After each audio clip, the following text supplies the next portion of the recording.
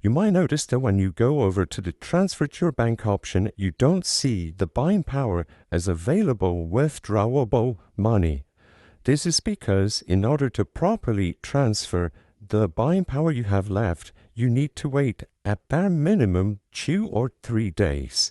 After a couple of days, if your stocks sell, the buying power you have will be transferred into withdrawable cash.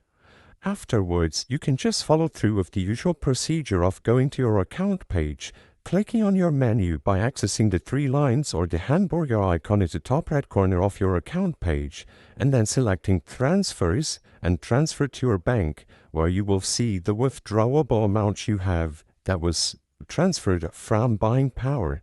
So just wait a couple of working days, and automatically, as long as you don't mess with the buying power you have, it will transfer itself into withdrawable cash. I hope I was able to help you on how to transfer buying power to your bank in Robinhood. If this video helped you, please be sure to leave a like and subscribe for more quick and easy tips. Thank you for watching.